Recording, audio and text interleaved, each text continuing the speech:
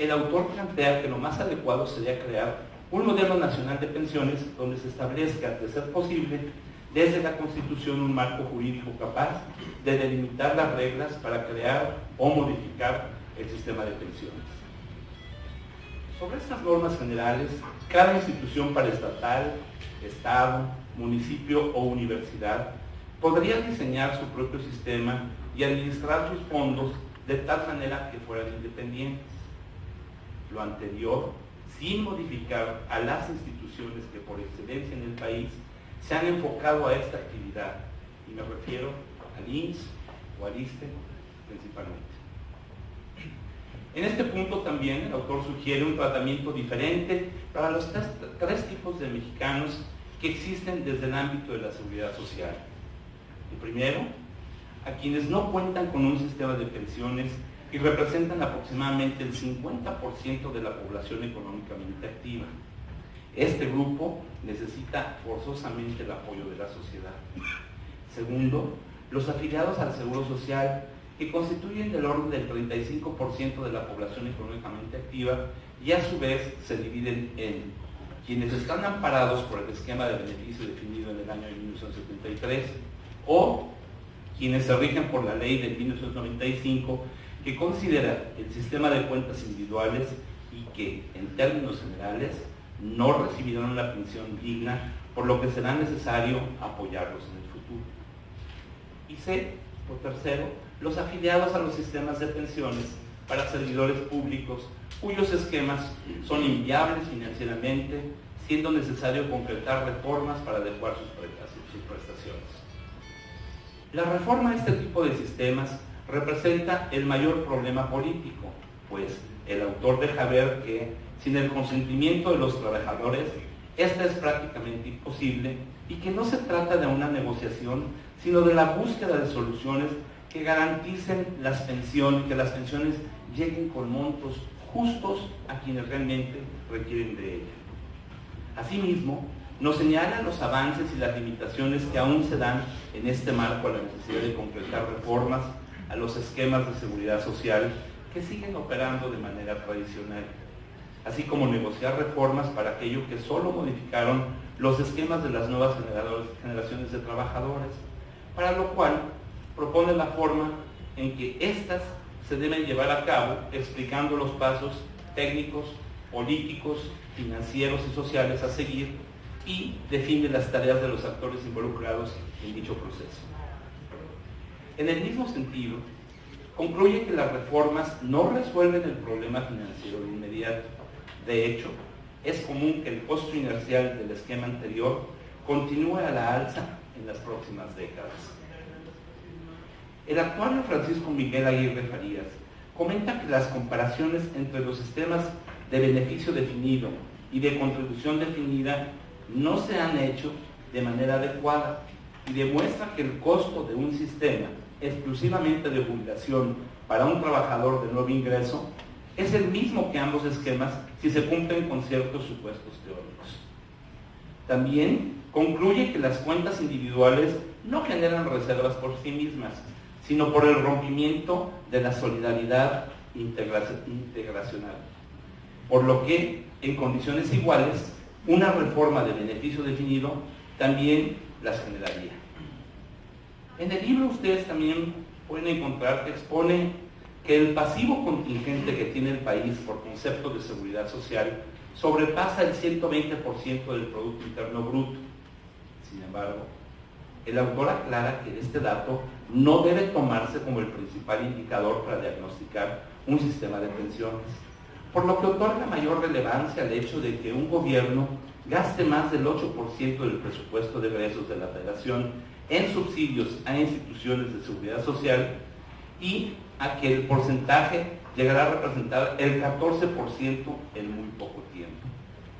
Estas estimaciones del autor tienen como intención crear conciencia sobre el problema que enfrenta el país y se proponen soluciones que han funcionado en la realidad y que incitan a resolverlo. También expone que casi todos los sistemas pensionarios son subsidiados con recursos públicos que necesariamente son tomados de otros conceptos del presupuesto de egresos, como son salud, justicia, seguridad, infraestructura, y aquí sale de nuevo porque estoy aquí, educación, y además el desvío que colabora a la generación de otras crisis en estos conceptos. Las descapitalizaciones de los distintos sistemas de pensiones representan un gran número de bombas de tiempo distribuidas por todo el país, que han estado detonando en diferentes fechas y que seguirán haciéndolo en fechas próximas. La realidad es que, salvo contadas excepciones, como es el caso del régimen de jubilaciones y pensiones del Seguro Social, las crisis financieras por concepto de pensiones no se presentan de manera abrupta, sino que son como un cáncer que va carcomiendo lentamente las finanzas públicas y, por lo tanto, no provocan la reacción inmediata que esperaríamos de parte de autoridades y de líderes sindicales para resolver de inmediato el problema. En estos días, el tema de las pensiones ha estado presente en los medios de comunicación, por lo que el libro de Francisco Miguel resulta muy oportuno. ¿Por qué? Porque nos permite reforzar las afirmaciones del autor, y terminaré mi comentario retomando algunos datos reproducidos en la edición del 19 de octubre del diario Milenio, que tienen como fuente el reporte mensual de las finanzas públicas de la Secretaría de Hacienda y Crédito Público. Cito: el gobierno federal desembolsó 280,000 millones de pesos para cubrir el pago de las aportaciones a Seguridad Social correspondientes al periodo enero-agosto, cifra 8% superior a la registrada en el mismo periodo del año anterior. Segundo, el monto logrado en pensiones y jubilaciones ya superó el presupuesto de la dependencia, que tiene los recursos más robustos en la Administración Federal, que es precisamente la Secretaría de Educación Pública, a la que le autorizaron este año casi 252,000 millones de pesos.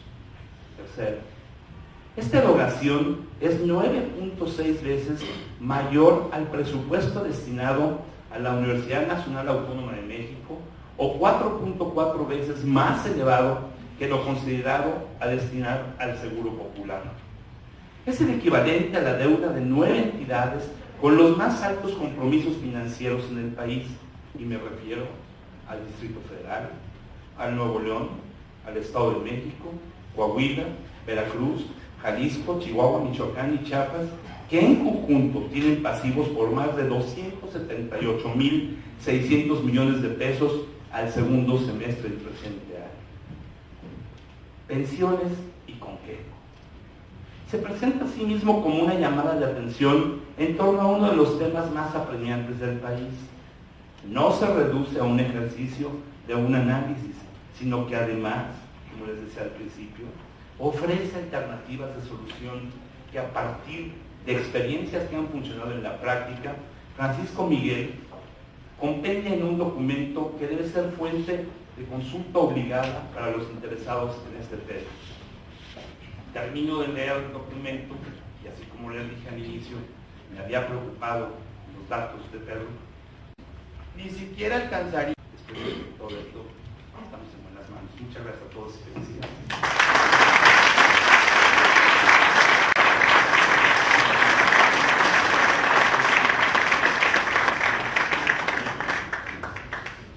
Después de la visión de una de las instituciones más importantes que existe desde la perspectiva del gobierno, hemos escuchado la opinión desde las universidades, ¿no?, donde los maestros son fuera, digamos, de los que están ya cubiertos por el ISSSTE, el núcleo de población más importante. El tercer comentario viene justamente de los maestros, ¿no? Es una visión importante porque son finalmente de los más afectados por el tema de las pensiones y de las reformas que están discutiendo. El profesor Alfonso Cepeda Salas es integrante del Colegiado Nacional de Seguridad y Derechos Sociales, es dirigente del Magisterio del Estado de Coahuila, es secretario de Derechos Laborales y Organización de Educación Básica, secretario de Coordinación Regional y coordinador del Colegiado Nacional de Organización. Es además catedrático de la Escuela Normal Preescolar, Regional de Especialización, Escuela Normal Regional de Coahuila, de la Unidad 051 de la Universidad Pedagógica Nacional, de la Escuela de Filosofía y Letras de la Universidad Autónoma de Coahuila. Es autor de las publicaciones Democracia y Educación y Ante los problemas que vivimos, ¿cuál sería la más adecuada política económica de Estado y de calidad en educación para qué? Es exmiembro del Comité de Seguridad Social y representante del Sindicato Nacional de Trabajadores de la Educación en la Junta Directiva de Pensiones. Gracias.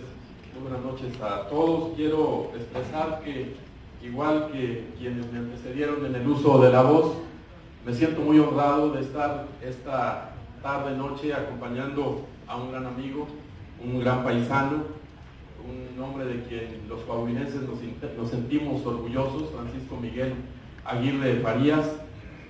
Así como nos vemos, pudiera pensarse que nos conocemos desde niños, porque hace 25 años que nos conocemos, y la verdad es que siempre ha sido así.